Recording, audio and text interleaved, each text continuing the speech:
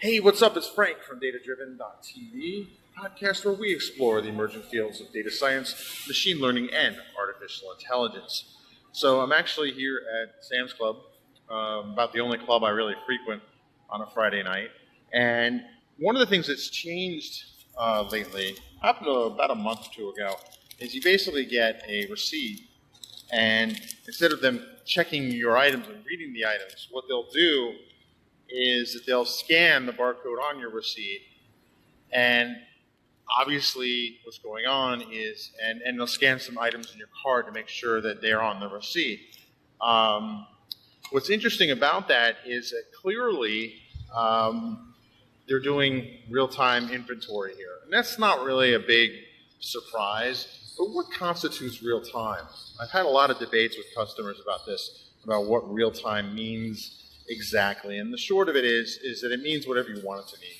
For some organizations, 6-hour lag time is perfectly fine. That's perfectly considered real-time data. For more financial-oriented organizations, real-time is 3 to 4 seconds delay.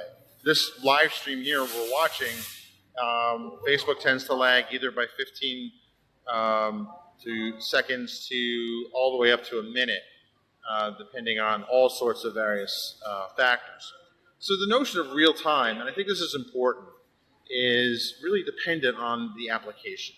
If you're an organization that typically wouldn't get your reports until end of the quarter, end of the week, end of the month, a 6-hour lag time is a huge improvement, and that's fine. So what I want to call out is two things. One, clearly they're doing real-time data feeds on here at Sam's Club because clearly if I scan an item and it gets tacked to this receipt and then I go out and they scan that barcode and it doesn't show up, that is not a good customer experience. Hasn't happened yet, so I'm assuming that the real time that they're doing between is probably within 10, 15 seconds. That's just a guess because certainly it's less. I guess next time what I'll do is I'll scan something and then run to the door and see what happens to test that.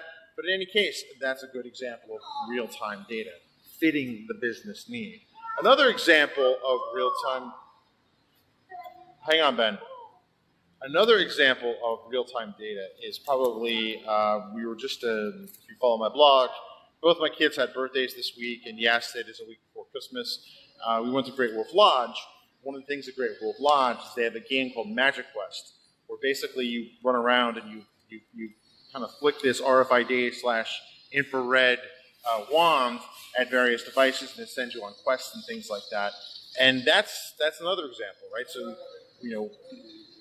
I had my kid test it out. Like he would shoot something that would give him like gold, and then we would see if his balance in his gold account would change. And it happened pretty quickly.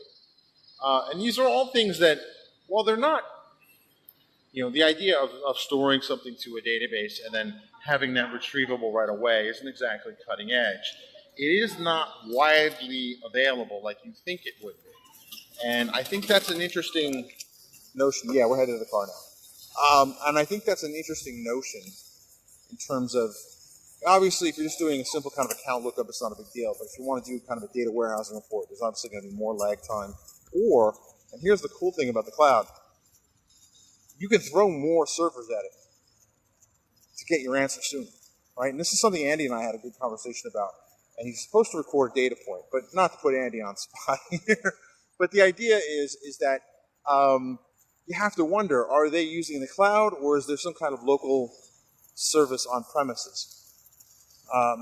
My guess would be they're using something in the cloud because now the internet access is fairly cheap and fairly widely available. It's probably in the cloud. I don't know where I was going with that. But the point is that any organization can do this now with the cloud. They can get real-time data. They can do this. This is not rocket science anymore. And so with that, Andy and I are going to do something special on Monday. Can't really say what it is yet, but if you're not following me on LinkedIn yet, be sure that you do follow me on LinkedIn. And I'm Frank Lavinia there. And I'm not the... I I work for Microsoft, so that should narrow it down. And I'm in DC, and I've got 2 kids who are very loud. So be sure to follow me on LinkedIn. I'll put the link in the show notes to my profile. And you have a great day.